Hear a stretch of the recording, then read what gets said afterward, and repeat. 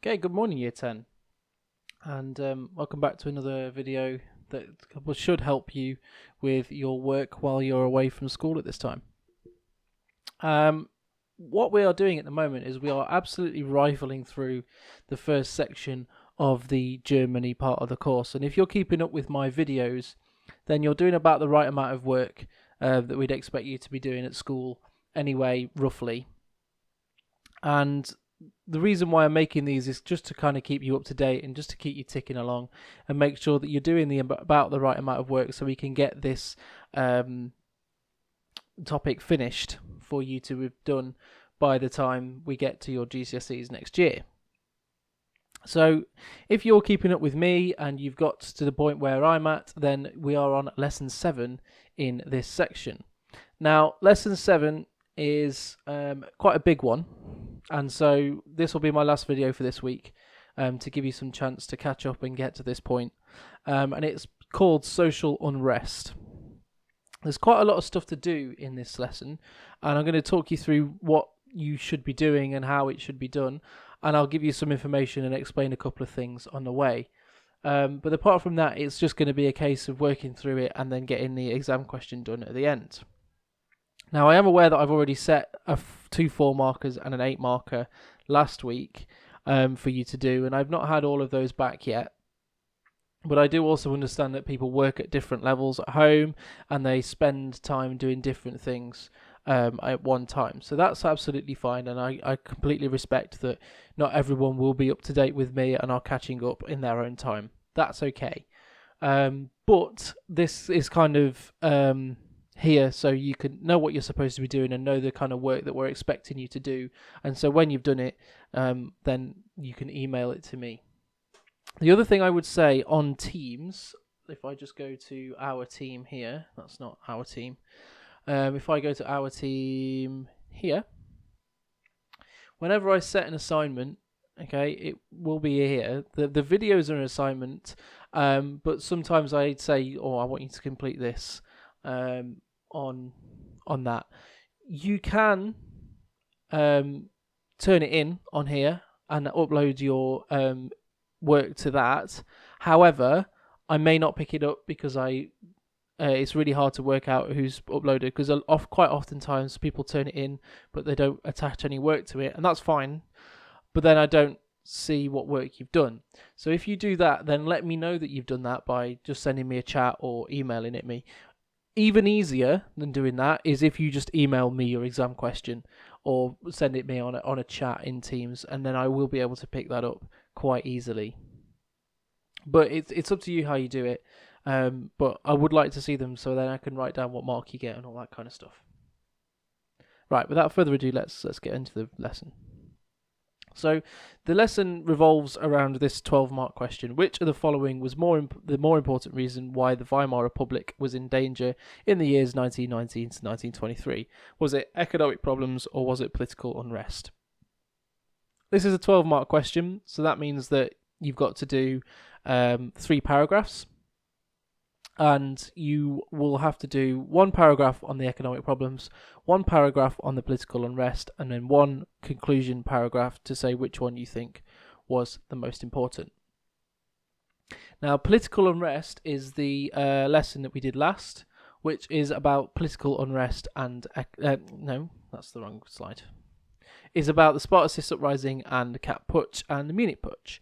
You should know about all of those 3 things, and I've seen a lot of people's work on what they are and what they had an impact on the Weimar Republic for.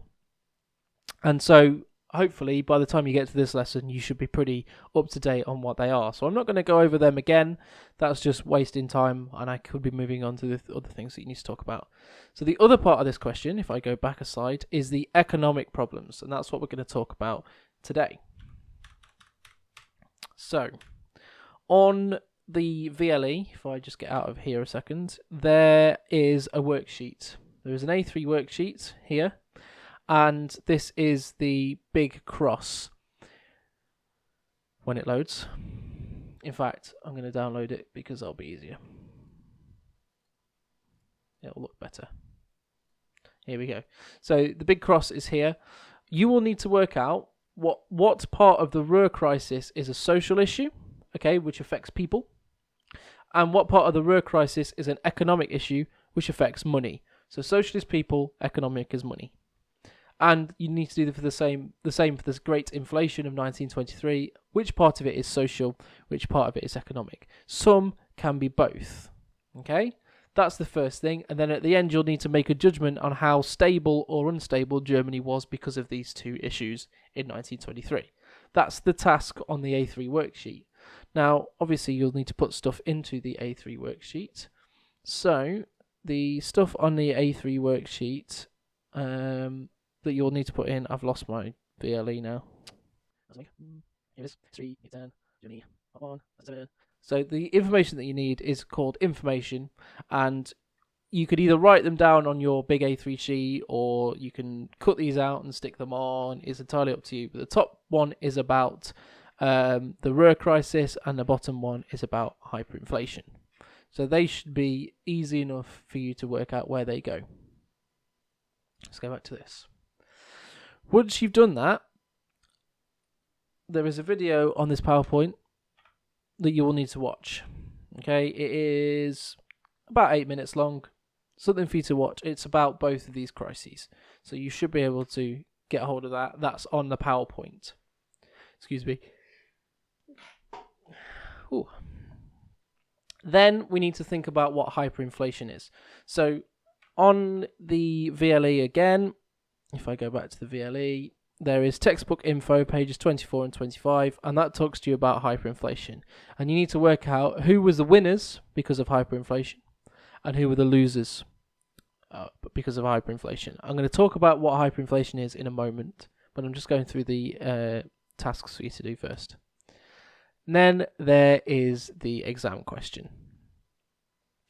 So it's got to be 3 paragraphs. You need to do 1 paragraph explaining the economic problems, 1 paragraph explaining the political unrest, and then you'll need to say your conclusion, because the essay requires a judgment. So you will need to come up with a conclusion. It's got to be a separate paragraph, and you've got to base it on your previous paragraphs to say which one is the most important.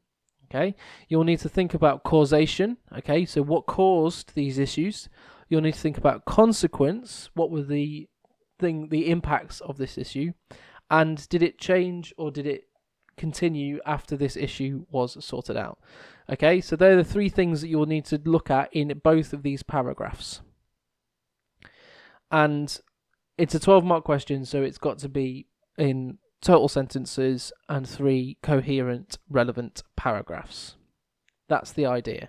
Okay, and now if you struggle with that, or you need help with working out where that goes or how to do it, there is the this document in the VLE as well, which is your structure strip. Okay, so if you're really struggling, use the structure strip to help you. Make sure you download it because it looks funny online. So if you download a copy, it will make more sense. Here it is. Because it messes up the way it looks if you don't download it. So there you go. It's all there. There's your structure strip, and then you can continue in extra space if you need it. So that's the tasks. And if you understand everything and you want to go on and do the tasks, that's fine. There's also PEE paragraph starters there as well if you need them. You can use those if you like.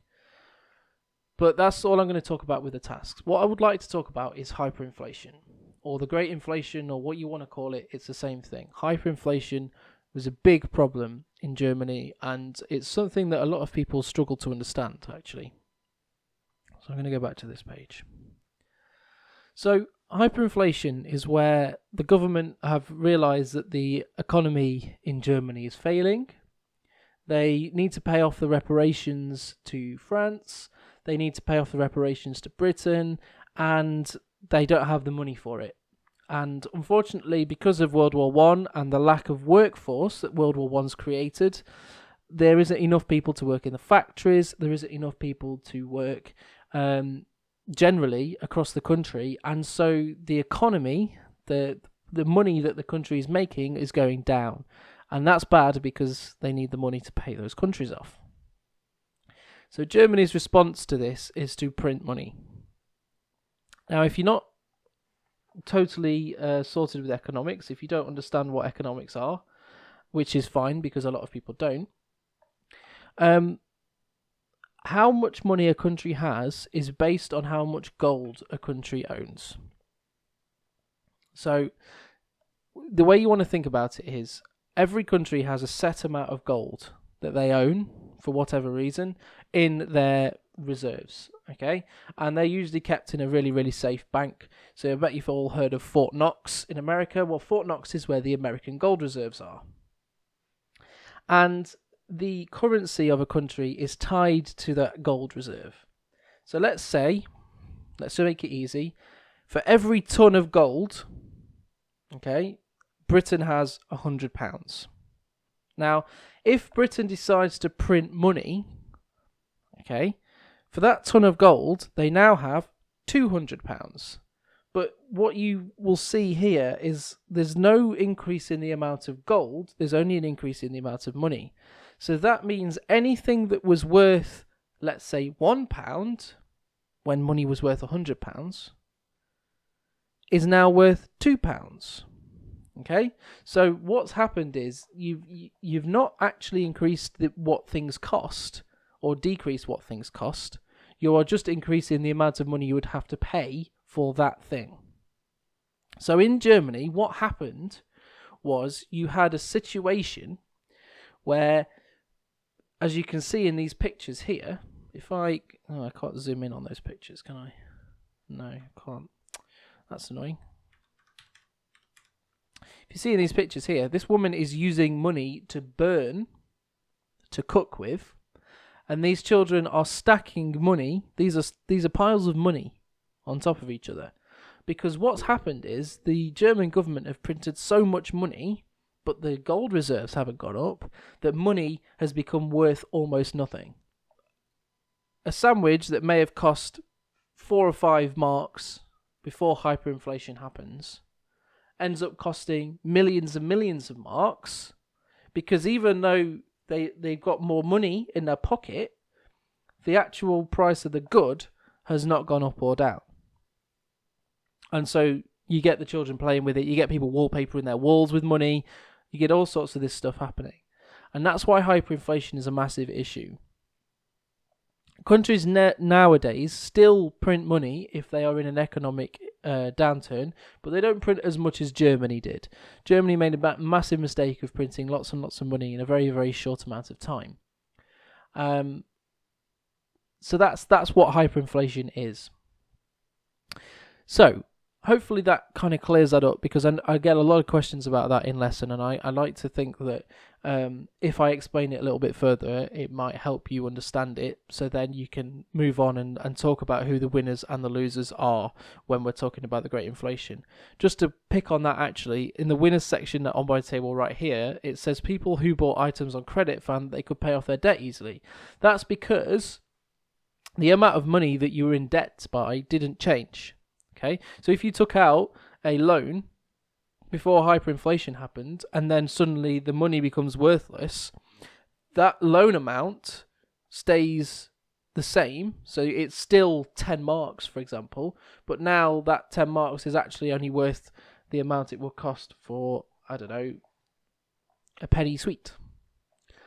Whereas if you had a savings, let's say you had 20,000 marks of savings before hyperinflation, well, that 20,000 marks suddenly can't even buy you a slice of ham for your sandwich.